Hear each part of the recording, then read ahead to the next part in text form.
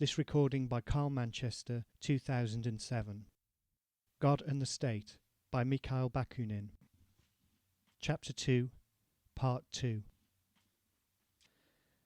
The state will no longer call itself monarchy. It will call itself republic. But it will be nonetheless the state, that is, a tutelage officially and regularly established by a minority of competent men of virtuous genius or talent, who will watch and guide the conduct of this great, incorrigible and terrible child, the people. The professors of the school and the functionaries of the state will call themselves republicans, but they will be none the less tutors, shepherds, and the people will remain what they have been hitherto from all eternity, a flock. Beware of shearers, for where there is a flock, there necessarily must be shepherds also, to shear and devour it. The people in this system will be the perpetual scholar and pupil. In spite of its sovereignty, wholly fictitious, it will continue to serve as the instrument of thoughts, wills, and consequently interests not its own. Between this situation and what we call liberty, the only real liberty, there is an abyss. It will be the old oppression and old slavery under new forms, and where there is slavery, there is misery, brutishness, real social materialism among the privileged classes as well as among the masses. In defying human things, the idealists always end in the triumph of a brutal materialism, and this for a very simple reason. The divine evaporates and rises to its own country, heaven, while the brutal alone remains actually on earth. Yes, the necessary consequence of theoretical idealism is practically the most brutal materialism, not, undoubtedly, among those who sincerely preach it, the usual result as far as they are concerned being that they are constrained to see all their efforts struck with sterility, but among those who try to realize their precepts in life and in all society so far as it allows itself to be dominated by idealistic doctrines. To demonstrate this general fact, which may appear strange at first, but which explains itself naturally enough upon further reflection, historical proofs are not lacking. Compare the last two civilizations of the ancient world, the Greek and the Roman. Which is the most materialistic, the most natural in its point of departure, and the most humanly ideal in its results? Undoubtedly the Greek civilization. Which, on the contrary, is the most abstractly ideal in its point of departure, sacrificing the material liberty of the man to the ideal liberty of the citizen, represented by the abstraction of judicial law, and the natural development of human society to the abstraction of the state, and which became nevertheless the most brutal in its consequences? The Roman civilization, certainly. It is true that the Greek civilization, like all the ancient civilizations, including that of Rome, was exclusively national and based on slavery. But in spite of these two immense defects, the former nonetheless conceived and realized the idea of humanity. It ennobled and really idealized the life of men. It transformed human herds into free associations of free men. It created, through liberty, the sciences, the arts, a poetry, an immortal philosophy, and the primary concepts of human respect. With political and social liberty, it created free thought. At the close of the Middle Ages, during the period of the Renaissance, the fact that some Greek emigrants brought a few of those immortal books into Italy sufficed to resuscitate life, liberty, thought, humanity, buried in the dark dungeon of Catholicism. Human emancipation, that is the name of the Greek civilization. And the name of the Roman civilization? Conquest, with all its brutal consequences. And its last word? The omnipotence of the Caesars, which means the degradation and enslavement of nations and of men. Today even, what is it that kills, what is it that crushes brutally, materially, in all European countries, liberty and humanity? It is the triumph of the Caesarian or Roman principle. Compare now two modern civilizations, the Italian and the German. The first undoubtedly represents in its general character materialism.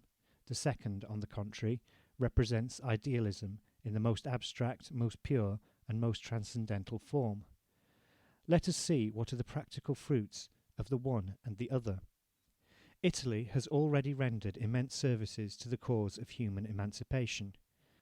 She was the first to resuscitate and widely apply the principle of liberty in Europe, and to restore to humanity its titles to nobility. Industry, commerce, poetry, the arts, the positive sciences, and free thought.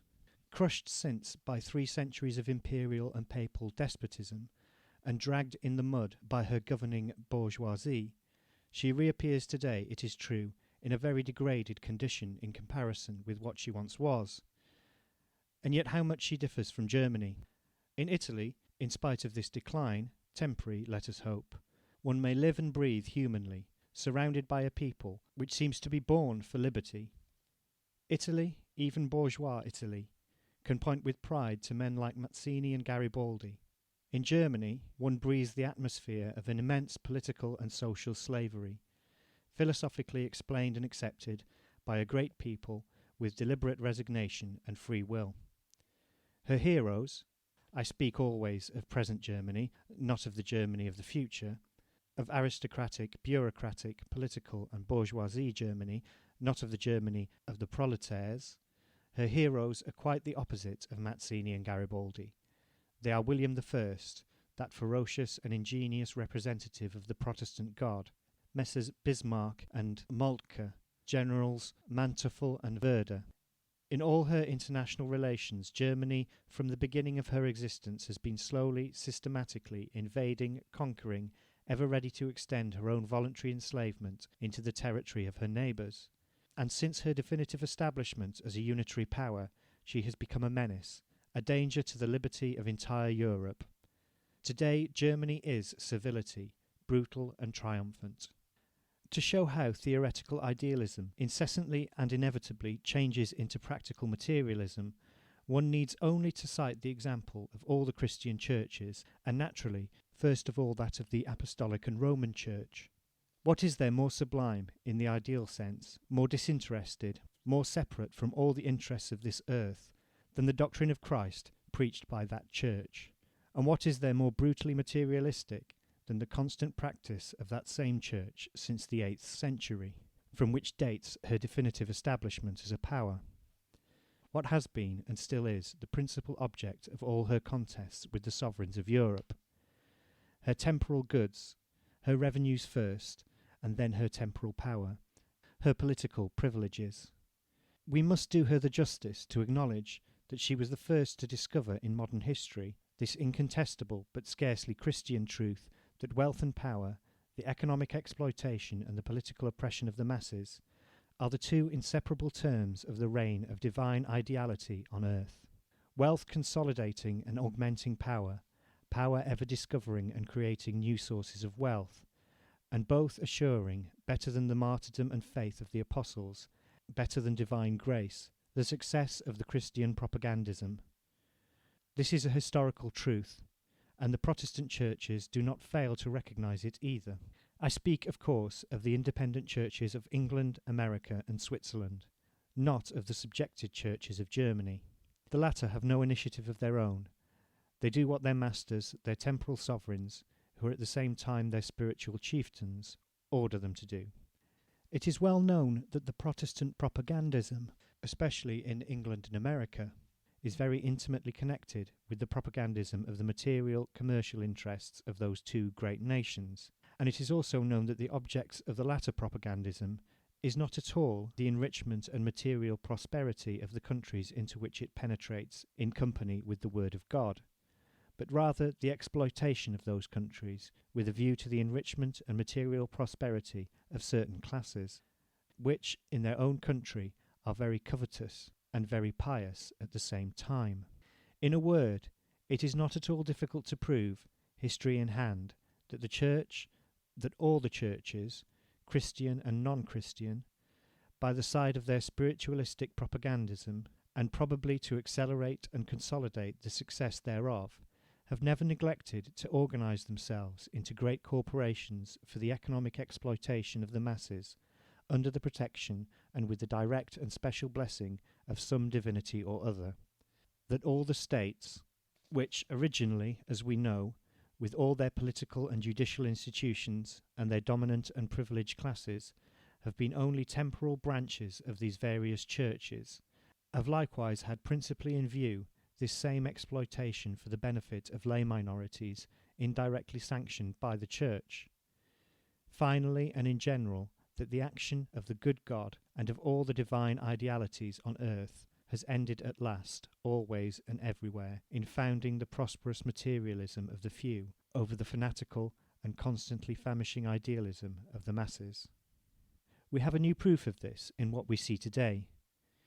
With the exception of the great hearts and great minds whom I have before referred to as misled, who are today the most obstinate defenders of idealism? In the first place is all the sovereign courts. In France, until lately, Napoleon III and his wife, Madame Eugénie, all their former ministers, courtiers, and ex-marshals, from Rouen and Bazaine to Fleury and Pietri, the men and women of this imperial world who have so completely idealized and saved France, their journalists and their savants, the Girardins, the Duvernois, the Veillot, the Leverrier, the Dumas, the black phalanx of Jesuits and Jesuitesses in every garb, the whole upper and middle bourgeoisie of France, the doctrinaire liberals and the liberals without doctrine, the Guizot, the Thiers, the Jules Favre, the Pelletin, and the Jules Simon, all obstinate defenders of the bourgeoisie exploitation. In Prussia, in Germany, William I, the present royal demonstrator of the good God on earth, all his generals, all his officers, Pomeranian and other, all his army, which, strong in its religious faith, has just conquered France in that ideal way we know so well. In Russia, the Tsar and his court, the Moraviefs and the Bergs, all the butchers and pious proselytizers of Poland.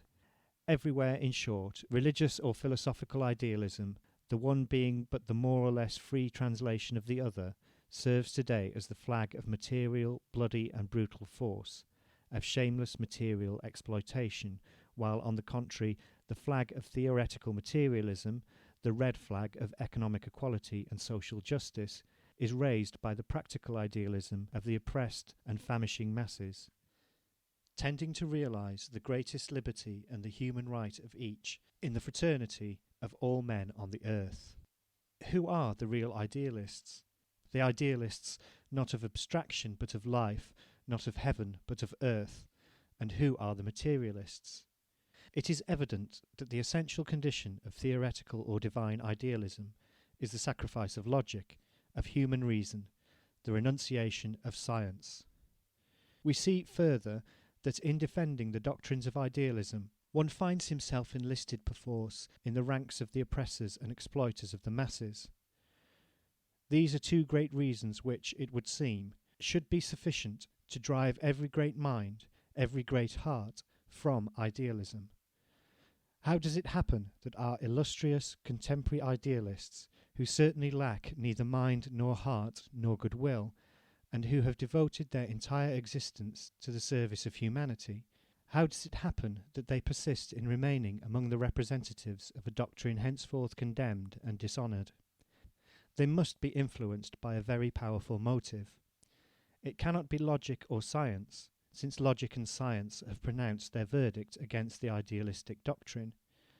No more can it be personal interests, since these men are infinitely above everything of that sort. It must then be a powerful moral motive, which there can be but one. These illustrious men think, no doubt, that idealistic theories or beliefs are essentially necessary to the moral dignity and grandeur of man, and that materialistic theories, on the contrary, reduce him to the level of the beasts. And if the truth were just the opposite, every development, I have said, implies the negation of its point of departure. The basis or point of departure, according to the materialistic school, being material, the negation must be necessarily ideal. Starting from the totality of the real world, or from what is abstractly called matter, it logically arrives at the real idealization, that is, at the humanization, at the full and complete emancipation of society. Per contra, and for the same reason, the basis and point of departure of the idealistic school being ideal, It arrives necessarily at the materialization of society, at the organization of a brutal despotism and an iniquitous and ignoble exploitation under the form of church and state. The historical development of man, according to the materialistic school, is a progressive ascension. In the idealistic system, it can be nothing but a continuous fall. Whatever human question we may desire to consider, we always find this same essential contradiction between the two schools. Thus, as I have already observed, materialism starts from animality to establish humanity.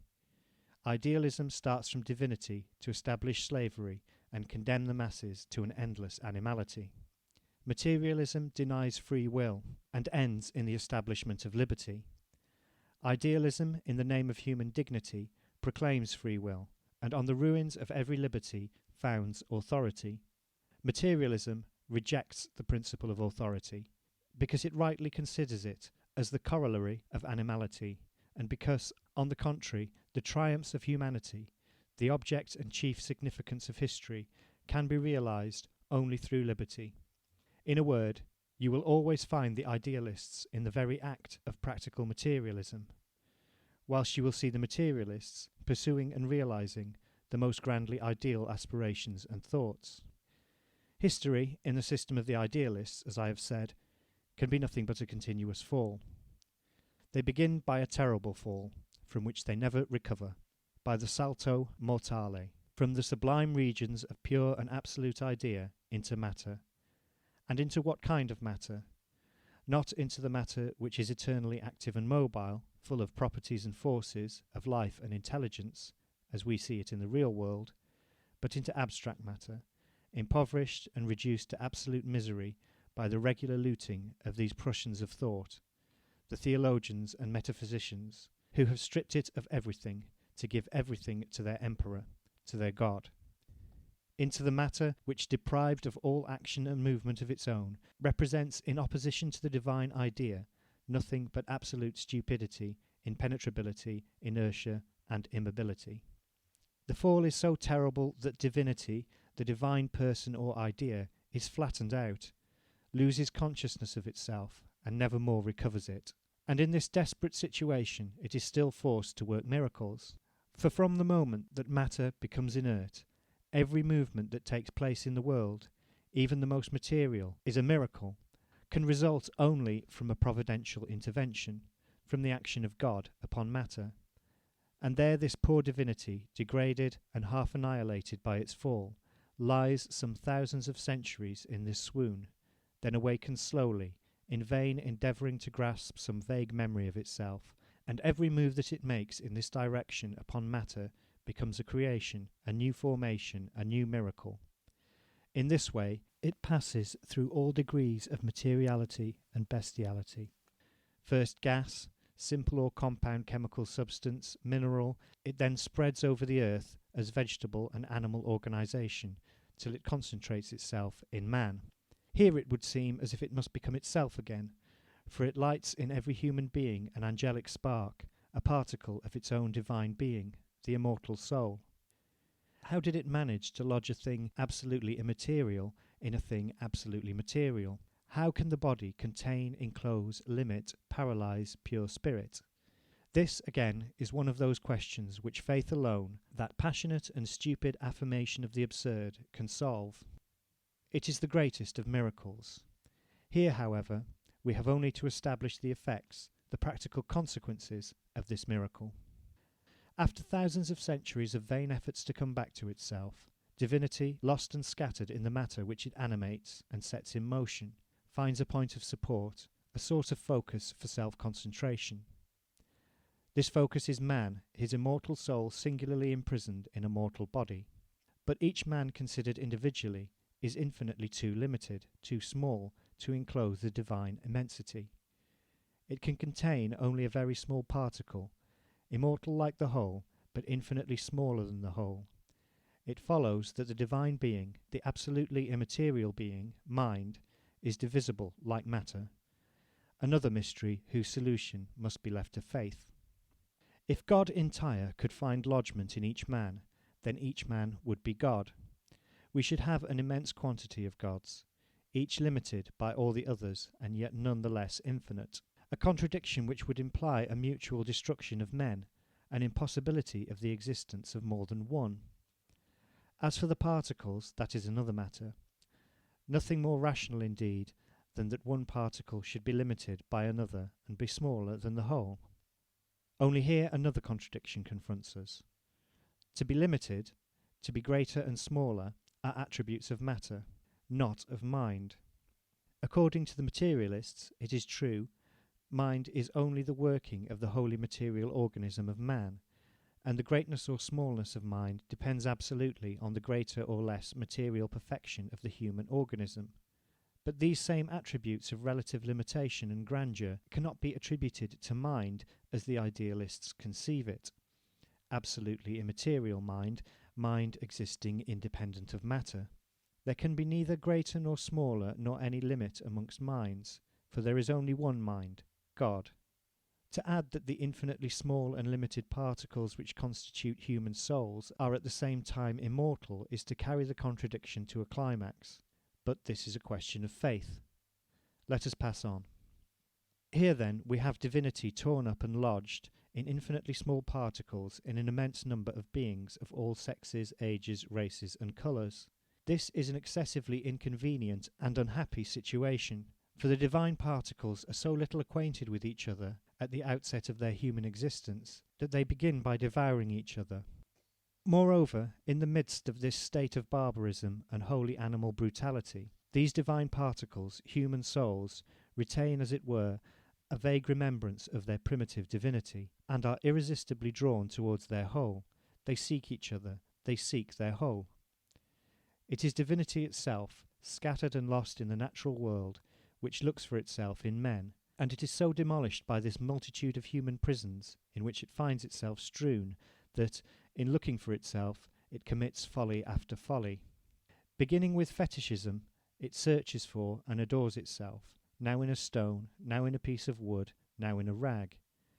It is quite likely that it would never have succeeded in getting out of the rag if the other, divinity which was not allowed to fall into matter and which is kept in a state of pure spirit in the sublime heights of the absolute ideal, or in the celestial regions, had not had pity on it.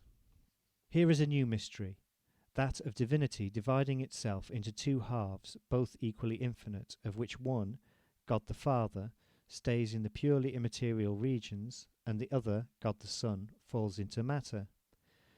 We shall see directly between these two divinities, separated from each other, continuous relations established from above to below and from below to above, and these relations, considered as a single eternal and constant act, will constitute the Holy Ghost. Such, in its veritable theological and metaphysical meaning, is the great, the terrible, mystery of the Christian Trinity. But let us lose no time in abandoning these heights to see what is going on upon earth. God the Father, seeing from the height of his eternal splendour that the poor God the Son, flattened out and astounded by his fall, is so plunged and lost in matter that even having reached the human state, he has not yet recovered himself, decides to come to his aid. From this immense number of particles, at once immortal, divine, and infinitely small, in which God the Son has disseminated himself so thoroughly that he does not know himself, God the Father chooses those most pleasing to him, picks his inspired persons, his prophets, his men of virtuous genius, the great benefactors and legislators of humanity, Zoroaster, Buddha, Moses, Confucius, Lycurgus, Solon, Socrates, the divine Plato, and above all, Jesus Christ, the complete realization of God the Son, at last collected and concentrated in a single human person, all the apostles, St. Peter, St. Paul, St. John before all, Constantine the Great, Mahomet, then Charlemagne, Gregory VII, Dante, and according to some, Luther also, Voltaire and Rousseau, Robespierre and Danton, and many other great holy historical personages, all of whose names it is impossible to recapitulate, but among whom I, as a Russian, beg that St. Nicholas may not be forgotten. Then we have reached at last the manifestation of God upon earth. But immediately God appears, man is reduced to nothing. It will be said that he is not reduced to nothing, since he is himself a particle of God.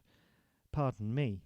I admit that a particle of a definite limited whole, however small it be, is a quantity, a positive greatness. But a particle of the infinitely great, compared with it, is necessarily infinitely small.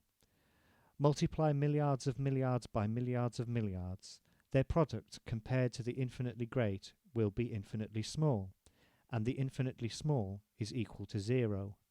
God is everything. Therefore man and the real world with him, the universe, are nothing. You will not escape this conclusion.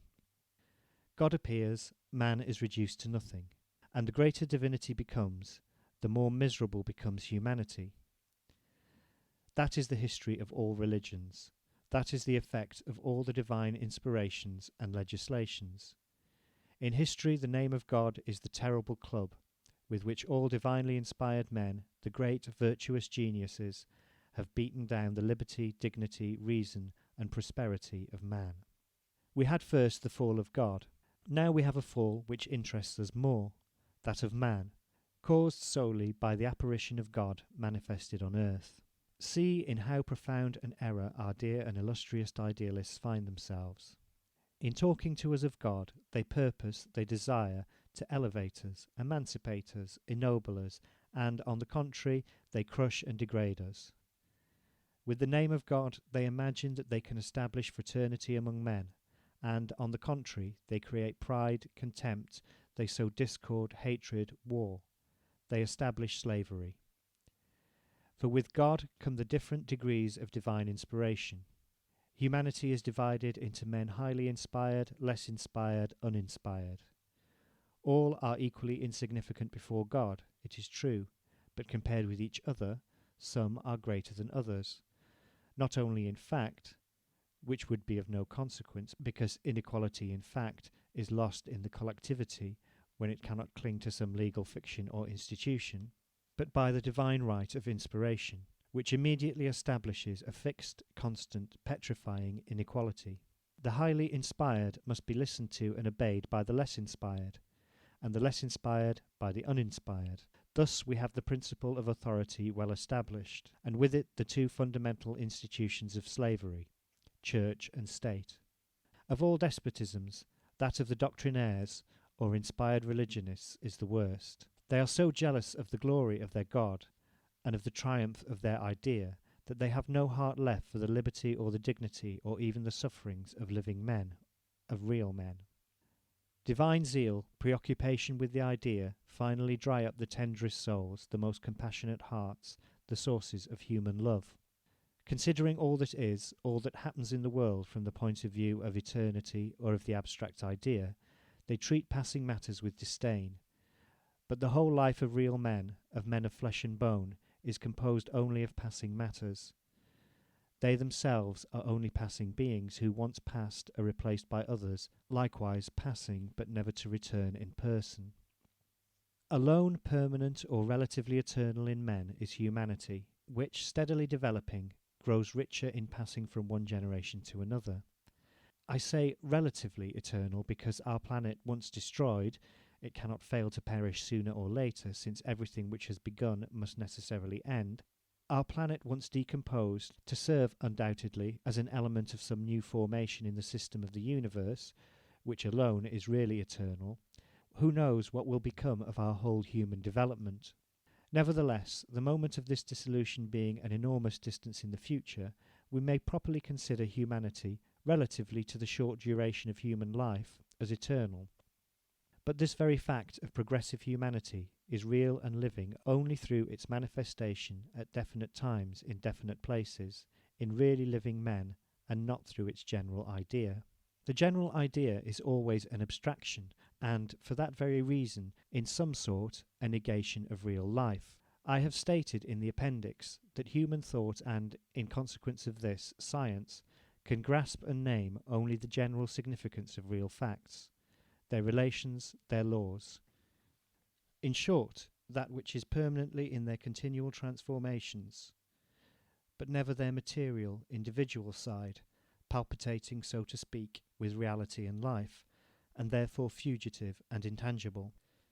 Science comprehends the thought of the reality, not the reality itself, the thought of life, not life.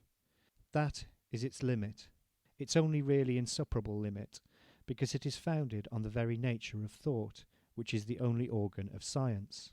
Upon this nature are based the indisputable rights and grand mission of science, but also its vital impotence and even its mischievous action whenever, through its official licensed representatives, it arrogantly claims the right to govern life.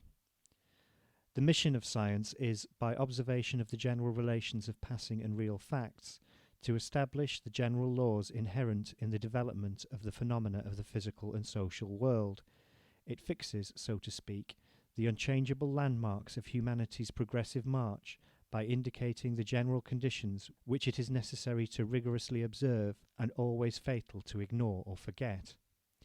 In a word, science is the compass of life, but it is not life itself.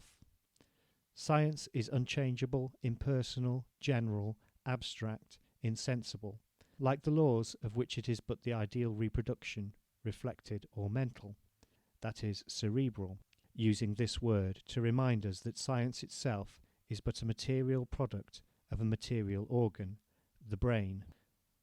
Life is wholly fugitive and temporary, but also wholly palpitating with reality and individuality, sensibility, sufferings, joys, aspirations, needs, and passions. It alone spontaneously creates real things and beings. Science creates nothing. It establishes and recognizes only the creations of life, and every time that scientific men, emerging from their abstract world, mingle with living creation in the real world, all they propose or create is poor, ridiculously abstract, bloodless and lifeless, stillborn, like the homunculus created by Wagner, the pedantic disciple of the immortal Dr. Faust. It follows that the only mission of science is to enlighten life, not to govern it. The government of science and of men of science, even be they positivists, disciples of Auguste Comte, or again disciples of the doctrinaire school of German communism, cannot fail to be impotent, ridiculous, inhuman, cruel, oppressive, exploiting, maleficent. We may say of men of science as such what I have said of theologians and metaphysicians. They have neither sense nor heart for individual and living beings. We cannot blame them for this, for it is the natural consequence of their profession. In so far as they are men of science, they have to deal with and can take interest in nothing except generalities that do the laws. Editorial note: 3 pages of the manuscript are missing. End note. They are not exclusively men of science, but are also more or less men of life. End of part 2 of chapter 2.